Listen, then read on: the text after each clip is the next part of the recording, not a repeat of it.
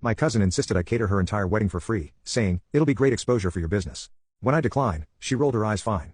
I'll find someone better." So I skipped the wedding. The next morning, I woke up to dozens of missed calls. The food was a disaster. "We need you now." I run a small catering business. It's nothing huge, just a local operation, but I've built a solid reputation over the years. I take pride in my work, and I'm not one to cut corners just to save a few bucks. Food is my livelihood. It's more than just a job to me, it's my passion, my art, my way of bringing people together during their most important moments. I've been doing this for 8 years now, ever since I graduated from culinary school with dreams of opening my own restaurant. The catering business wasn't my original plan, but it grew organically when friends started asking me to cook for their parties. Word spread, and before I knew it, I had a steady stream of clients who trusted me with their celebrations. My kitchen is my sanctuary. It's a modest setup in a rented commercial space downtown, nothing fancy, but it's mine. The walls are lined with photos from hundreds of events I've catered, birthday parties, corporate lunches, anniversary celebrations, and yes, weddings. Each photo represents a memory, a moment when my food helped make someone's day special. I keep a small notebook where I write down comments from happy clients. "Your salmon was perfection. The cake brought tears to my eyes. You saved our event." These words mean everything to me. The business has its challenges, of course. The margins are tight, the hours are long, and there's always the stress of making sure everything goes perfectly.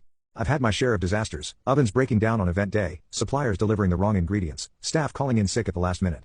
But I've learned to adapt, to have backup plans, to stay calm under pressure. That's what separates the professionals from the amateurs in this business. I remember one particularly challenging wedding where the bride changed her menu 3 times in the week leading up to the event. Each change meant recalculating costs, reordering ingredients, and adjusting our prep schedule.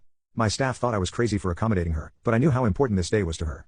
The wedding went off without a hitch, and the bride sent me a handwritten thank you note that I still keep in my recipe folder. Building trust with clients is everything in this business. When someone hires me, they're not just buying food, they're buying peace of mind. They need to know that I'll show up on time, that the food will be delicious and beautifully presented, and that I'll handle any problems that arise without bothering them. That reputation took years to build, and I protect it fiercely. So when my cousin Megan called me up one day, gushing about her upcoming wedding, I was genuinely happy for her. Megan and I had always had a complicated relationship. She was the kind of person who lived for attention, who needed to be the center of every story. Growing up, family gatherings often revolved around whatever drama was happening in Megan's life. She was 3 years younger than me, and had always been the golden child in our extended family, beautiful, charming, and seemingly destined for greatness. After high school, Megan had bounced between different careers. She'd tried modeling, then real estate, then marketing, never quite finding her niche. She had a habit of talking big about her plans and opportunities, but follow-through was never her strong suit. Still, she was family, and when she told me about her engagement to her boyfriend Marcus, I was genuinely excited for her. Marcus seemed like a solid guy, quiet, steady, worked in accounting. He balanced out Megan's more dramatic tendencies, and they'd been together for 3 years. The engagement had been a long time coming, and I was happy that she'd found someone who could ground her. At first we chatted for a bit about the wedding plans, and then she dropped the bombshell. "I want you to cater the whole thing," she said excitedly. I smiled. "That's great, what's your budget? I can work with you too." I was already mentally calculating possibilities. Wedding catering was my specialty, and I'd learned to work with all kinds of budgets. For family, I'd be